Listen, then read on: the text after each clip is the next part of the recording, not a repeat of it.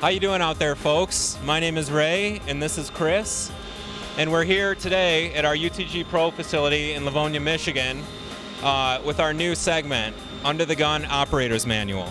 Operator's Manual will be focused on educating our customers as well as introducing exciting and new products. That's right, Chris, and for our first episode, we're going to show you guys how to center your scopes and also explain why that's important to do before you sight them in. Let's go ahead and take a closer look. As mentioned, scope centering is an important step in setting up your scope prior to sighting in.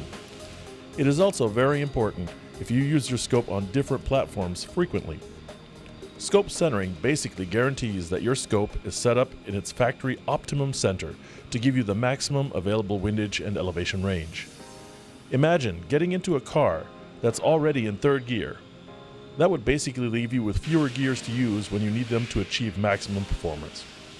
Now, before we show you guys how to center your scopes, we want to go over a few common symptoms you could be facing if your scope is drastically off-center before you sight it in.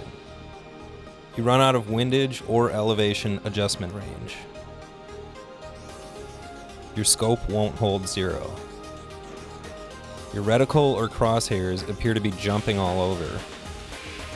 Your scope makes major adjustments when only minor ones are dialed in. If you are experiencing any of these issues, you may need to recenter your scope and re-zero your scope.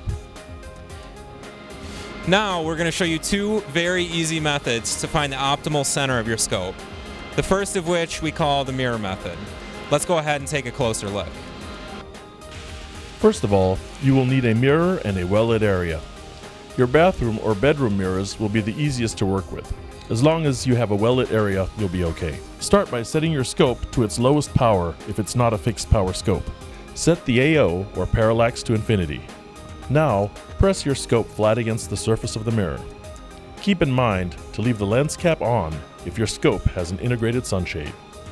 If your scope is at its factory centered position, you will not see anything but your crosshair. If it is not centered, you will see a shadow of your reticle in the reflection. Use your windage and elevation adjustments to line the shadow up with the true reticle. Your scope is centered. It's really that simple. This is really no magic. Here's why. I'm sure you've heard about a sundial and how it uses sunlight and the shadow cast from a fixed object to estimate time. Well, you're basically doing the same thing, except instead of changing the position of the sun, or light bulb in your case, you're changing the dial position by making turret adjustments. Another way of saying this is you're lining up your scope's interior with the light transmission. Now, if you are not in the comfort of your own home, you may not have a mirror available. Out in the field, counting clicks or revolutions is the second method and is also very easy to achieve. Let's take a closer look at how that works. Counting revolutions or clicks is really quite simple.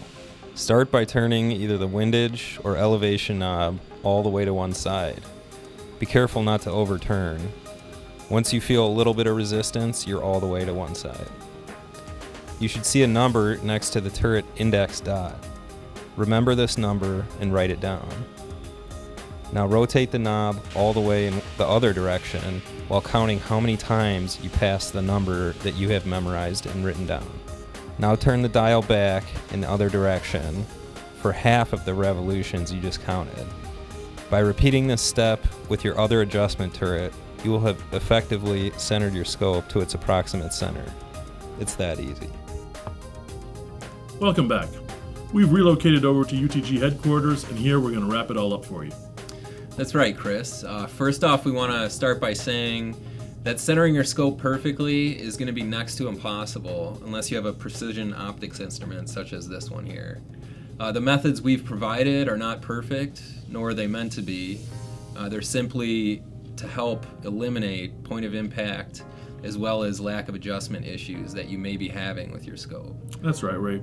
We're going to use a V-block to check our modifications and our adjustments. An easy way, if you don't have a professional V-block, is to make one out of cardboard, like this one here. We've included some instruction here on how to construct one of your own. Now, keep in mind that this verification process isn't really necessary. It's just another beneficial way to check your previous modifications. This method can also be used to center your scope, but it's very time consuming. Basically, you place your scope in a V-block, then look through your scope and find a stationary point on the wall, such as a light switch. Then rotate your scope in the V-block. The center of your reticle should not drift away from your selected target. If you see your reticle moving off-center, you may need to make further adjustments using your windage and elevation knobs until you get minimal off-center movement.